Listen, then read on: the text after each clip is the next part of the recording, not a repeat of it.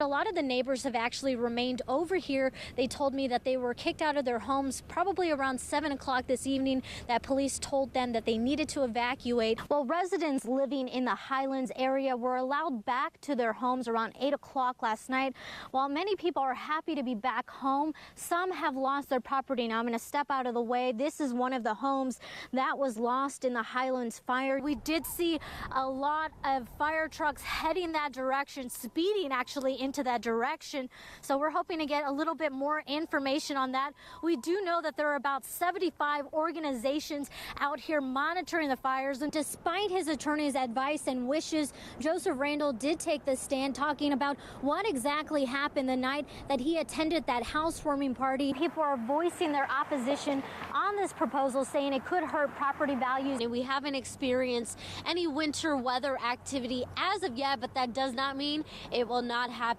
It was this afternoon they were told that the body of Richard Lowry was found. Now the family can now get closure, but they say it's not the outcome they were looking for. I did hear police officers telling people who wanted to get back into that neighborhood to get inside their home and lock up. And we've seen plenty of people today hauling out limbs, putting them out on the curb, and even breaking out the chainsaws to handle some of that bigger stuff. Those city leaders are still in shock that this happened, but they are commending the efforts of the first responders that were on the scene trying to get those people out to safety. We're experiencing a little bit of drizzle going on. Take a look at this. I mean, you could see that there's a little bit of ice formation, you know, on grass, on bushes and trees. But let's pan over to the road over here. As you can see, it's looking a little bit slick, but there's not too much ice on the roads as of yet. That is correct. Well, right now we're off 43rd and Plum Street. Now, as you can see, they have this blocked off and they're advising residents to not go in that area. Everything north of 43rd remains closed at this time. And as Gloria mentioned, we did notice a plume of smoke. However, that has since dissipated, and we know that fire crews are steadily trying to battle the blaze.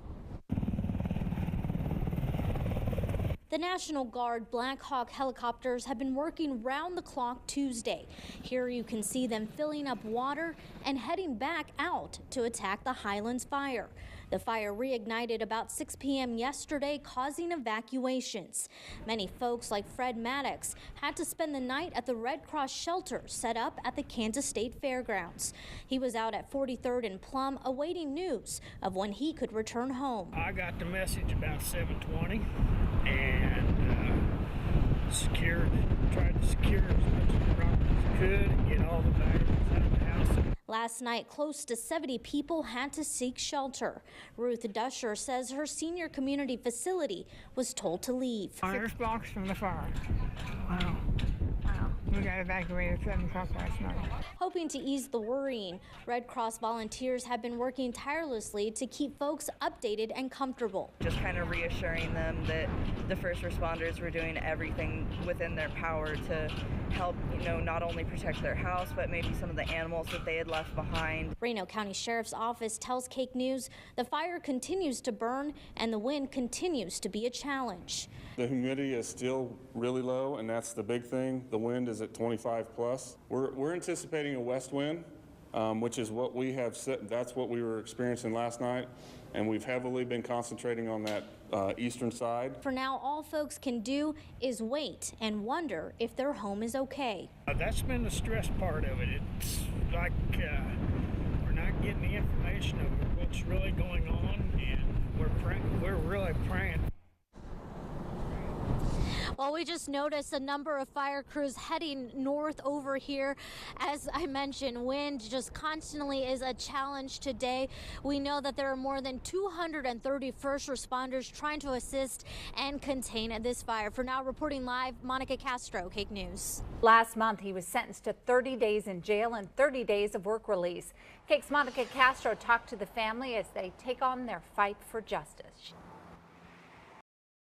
When Napier's family found out that Whitlock only served 2 days in jail, they were furious. They tell KAKE News Whitlock deserved a harsher sentencing, especially for not coming forward until 2 years after the accident.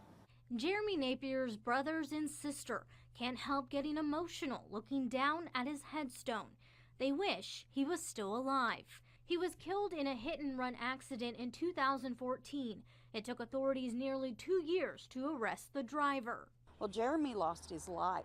Kids lost their dad. Kids lost their dad. Jeremy lost his life. Cary Whitlock was behind the wheel of the car that hit Napier, but the Sedgwick County District Attorney's Office had a lack of evidence that something criminal took place. He wasn't charged with killing anyone. He was charged with driving away from the scene of an injury accident. That is a felony, and for that he was given a felony. He was sentenced to 30 days in jail, but after serving only 2 days, he was ordered work release for the rest of his sentence. He's going to spend 60 days staying away from his family, staying in a work release facility. Is that enough? Is that justice? That's what the law prescribes, and that's what I follow. Napier's family upset over this. I still don't think that was necessarily a good enough sentence for hiding for 2 years and not coming forward. And I just don't understand it. There's more like a slap in our face. Recently, a Hayesville mother received similar news about her son's death. She was told the driver involved in the hit and run would most likely get probation. That's not fair. He killed somebody. According to the DA, when there's little to no evidence to prove any crime, the charges don't always sit well with the victims and their families. But if those kind of things don't exist and it's simply an accident, there's no crime that we can charge somebody with. Families who have lost loved ones hope in the future for stricter hit and run penalties. something needs to be changed where this doesn't happen to any other families. Now, several states have changed their hit and run laws, but the last time that Kansas changed their law was almost 6 years ago, making it a felony with some jail time. Well, the person who filed the claim says that he has cell phone photos and video proving that the Andover police did not wear their seatbelts. He says officers should follow the same law he does. Many will agree getting a citation from police is enough to ruin a day. That's what happened to Jackie Wynn. He didn't want his face shown. He was stopped for a seatbelt violation in Andover. I know that I have seatbelt on. I click it. I still ticket. While Jackie claims he was wearing his seatbelt, what got him the ticket was how he was wearing his seatbelt. Instead of wearing it like this, he had the shoulder harness tucked under his arm while he was driving. If you wear your seatbelt the wrong way, it's just like not wearing it at all. You're exposed to the same risk. Frustrated over the ticket, Jackie wanted to see if officers themselves were following the law. They cannot just force people to do it and then they don't even do it. Here's a photo he took of what he believes is an officer without a seatbelt. I caught 3 people with no seatbelt, cop, and then I get them on video. Hey, smile! KAKE News talked to the Andover police about the allegations caught on camera. There's really no excuse for them not to wear it. Andover police say they're taking this complaint very seriously. We're going to investigate these allegations and look at these videos and take the appropriate action. And we will hold people accountable if they're violating the law or violating a policy.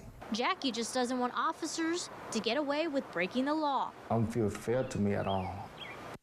I love her. This is Jasmine and this is Aurora. Both puppies are reunited for the first time since they were found roaming the streets with their ears cut off. They were only 8 weeks old at the time. These guys were in pretty bad shape. There was quite a bit of blood. It was cold outside. It was probably about 20 degrees, I would say. 2 local organizations, Beauties and Beasts and Canine Karma, came to their rescue. They tell KAKE News whomever did this most likely cropped their ears so they would look more aggressive when they're older. It's a shame that somebody felt that that's what they had to do to them to make them look fierce, was to chop their ears off. I can't imagine what these guys had to go through. This isn't the only case Randy Carter with Beauties and Beasts is dealing with. Last week, we reported on a possible animal abuse case involving a pit bull named Blue. Carter says the job never gets easy. I want to be immune to it so it doesn't hurt so bad, because it does hurt. I just don't understand it. How can you take something so fragile and force it into so much pain? Right now, this case is still being investigated by Wichita Animal Control. Come here. Despite the torture, these 2 pups are full of energy. It's insane how attached we get to something. They're doing great, as you can see. I mean, they're fully healed now. She's a good girl. In Wichita, Monica Castro, KAKE News.